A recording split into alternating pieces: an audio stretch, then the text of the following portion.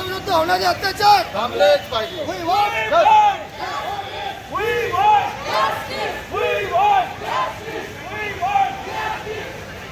महिलावरील अत्याचारांचा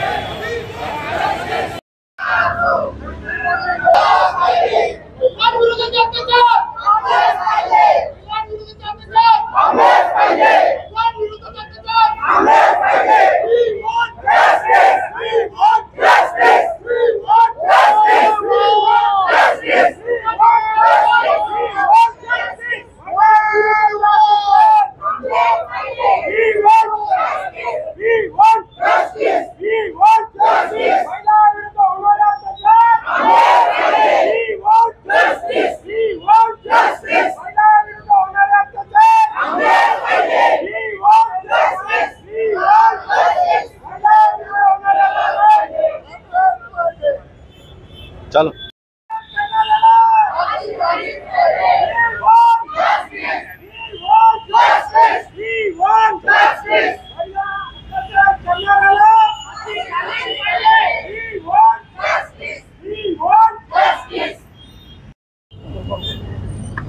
आपला भारत देश हा प्रगतशील आहे, परंतु अशा अनेक घटना घडत आहे की जिथे आपण प्रगतशील म्हणू शकत नाही. या ज्या घटना घडत आहे, स्त्रियांवर जे अत्याचार होत आहे ते अतिशय निंदनीय आहे आणि म्हणून मी उपाध्यक्ष जिल्हा वकील संघ तसंच पूर्ण पदाधिकारी आणि माझ्या बंधू भगिनींनी मिळून याच्या विरुद्ध निषेध व्यक्त करत आहोत. आम्हाला वी वॉन्ट जस्टिस. काय मागण्या आहेत तुमच्या?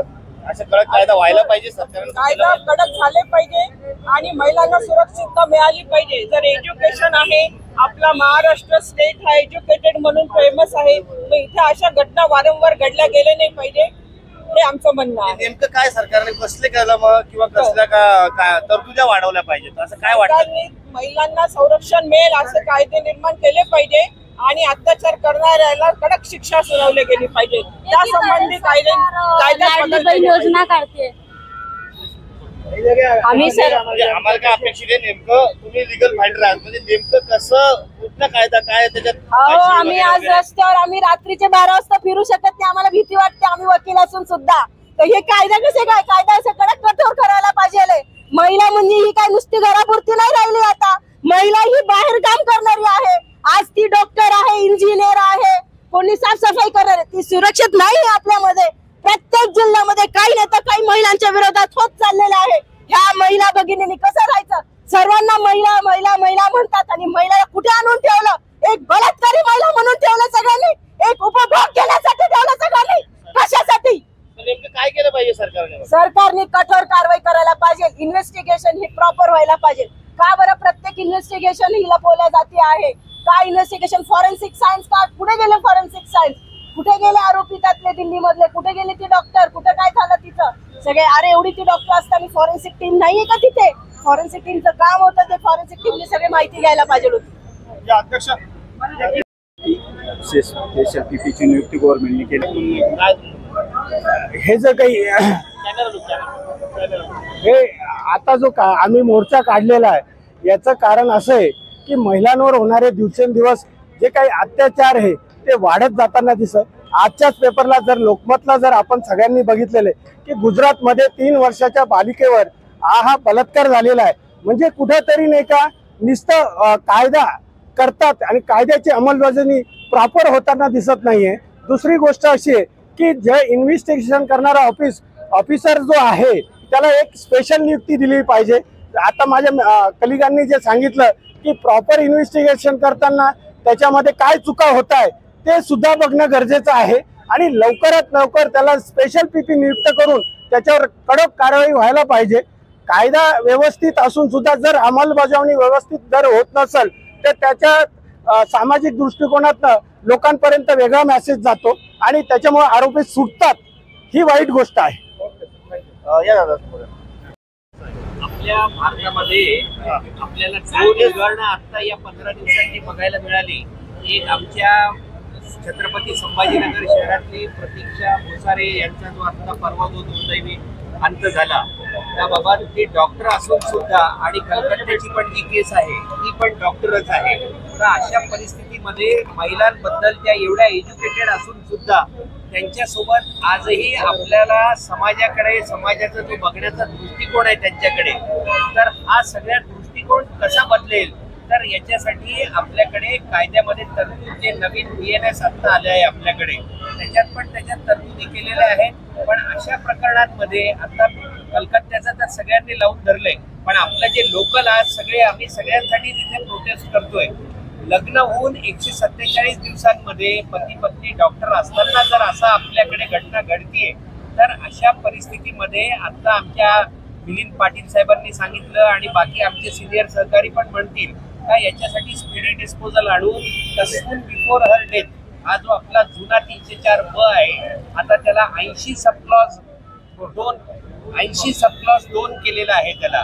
तर अशा परिस्थितीमध्ये जर टेनीवर जर within 150 days of her marriage तिचा जर डेथ होत असेल तर त्याच्यासाठी कायद्यामध्ये जी तरतूद आहे ती जन्मठेपणी हे आहे.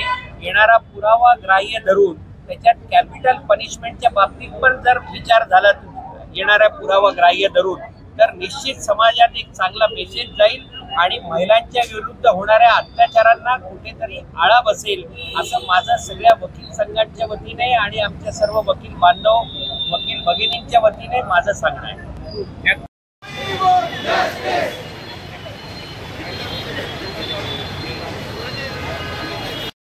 सर, आज जे सर्वांना न्याय देतात, जे सर्वांसाठी भांडतात ते महाराष्ट्रातील नव्हे संपूर्ण भारतातील महिलांमध्ये होणाऱ्या अत्याचाराच्या बाबतीत रस्त्यावर उतरले आहेत. आम्ही वकील आहोत, आम्ही देखील संवेदनशील आहोत आणि आम्ही भारताचे नागरिक आहोत. डॉक्टर बाबासाहेब आंबेडकर वकील होते, महात्मा गांधी वकील होते, मोतीलाल नेहरू वकील होते. स्वातंत्र्य चळवळीमध्ये अनेक वकील त्यांच्या नेतृत्वाखाली स्वातंत्र्य चळवळ झाली. या देशाचे संविधानकर्ते डॉक्टर बाबासाहेब आंबेडकर हे देशानं व्यवसायानं वकील होते आणि ज्या संविधानानं आपल्याला सर्वांना समानता दिलेली आहे आणि कोणीही जाऊन FIR करू शकतो, कोणीही जाऊन दाद फिर्याद मागू शकतो. असं असताना देखील बदलापूरमध्ये जेव्हा त्या 2.5-3 वर्षाच्या मुलींचे आईवडील पोलीस स्टेशनला FIR करण्यासाठी गेले ते FIR करायला त्यांना टाळाटाळ केली गेली. आम्ही सगळे देशाने वकील आहोत, आम्हाला माहिती आहे त्यावेळेस पोलिसांना जर FIR करायचाच नसेल त्यावेळेस ते अगदी जीवावर आल्यासारखं FIR करतात आणि त्यामध्ये आरोपीला सोडण्यासाठी निर्दोष सोडण्यासाठी तिच्या पळवाटा सोडतात आणि अशाच प्रकारचा प्रकार बदलापूरला झाला असणार आहे. कलकत्त्याला देखील ज्या डॉक्टर भगिनीवर सामूहिक बलात्कार करून तिचा खून झाला त्या ठिकाणी देखील पोलिसांनी FIR करण्यासाठी टाळाटाळ केली. खुनाला आणि बलात्काराला आत्महत्या जाहीर करून मोकळे झाले. त्याचबरोबर आमच्या एका वकील बांधवाची मुलगी डॉक्टर प्रतीक्षा तिचं देखील काल परवा आपल्या शहरामध्ये अत्यंत म्हणजे हृदय पिळवटून टाकणारी घटना तिला आत्महत्या करावी लागली. हे सगळे आपल्या समाजातले दोष आहेत आणि या दोषापासून आपण पळू शकणार नाही. यावर उपाय झाला पाहिजे आणि जसं घरातले पूर्ण जबाबदारी आईवडिलांची असती तशी देशामध्ये राज्यामध्ये पूर्ण जबाबदारी सरकारची असते. सरकार त्यापासून पळू शकत नाही. त्यामुळे ही जबाबदारी सरकारची आहे, गृहमंत्र्याची आहे. गृहमंत्री असताना भाजपचे लोक म्हणून त्यांच्यावर FIR होत नाही हे अत्यंत निंदनीय बाब आहे. त्यांनी शपथ घेतलेली आहे संविधानाची, मी कोणालाही ममत्व दाखवणार नाही, कोणाची बाजू घेणार नाही ही शपथ आम्ही आठवण करून देत आहोत. देवेंद्र फडणवीस आता आपण म्हटल्याप्रमाणे ही सर्व जबाबदारी सरकारची आहे, गृहमंत्र्याची आहे. पण जे सरकारमध्ये आहेत, जे सत्ताधारी आहेत तेच त्या मुलीला न्याय द्यावा यासाठी आंदोलन करत आहेत. काय वाटतं? मग तसं असतं तर त्यांनी FIR करायला टाळाटाळ का केली? तुम्ही सत्तेत आहात ना, तुमच्याकडं गृहमंत्रालय आहे, तुमच्याकडं पोलीस आहेत, तुम्ही CCTV गायब कसं होऊ दिलं? तुम्ही FIR करायला टाळाटाळ करणाऱ्या पोलिसांवर काय कारवाई केली? तुमचा जो भाजपचा संस्थाचालक आहे त्याला तुम्ही पळून का बरं जाऊ दिलं? याचा अर्थ तुम्ही जे निदर्शनं करतायत रस्त्यावर ते एक नाटक आहे. अहो तुमच्या हातात सत्ता आहे ना, घाला ना जेलमध्ये. तुमच्या संस्थेत तुमच्या माणसाला तुम्ही पळून कसं जाऊ देतात? म्हणून आपल्या चॅनलमार्फत मी देवेंद्र फडणवीसांना त्यांनी मंत्री होताना जी शपथ घेतली होती त्या शपथेची आठवण करून देतो. ती शपथ अशी होती की मी कोणालाही पाठीशी घालणार नाही, मी कोणालाही ममत्व दाखवणार नाही आणि मी तटस्थपणे संविधानाच्या मार्गाने माझ्या पदाचं निर्वाह करेल, मी माझं कर्तव्य पार पाडेल ही आठवण मी देवेंद्र फडणवीसांना आपल्या मार्फत करून देऊ इच्छितो. धन्यवाद सर. आपलं नाव? मी ॲडव्होकेट अभय टाकसाळ.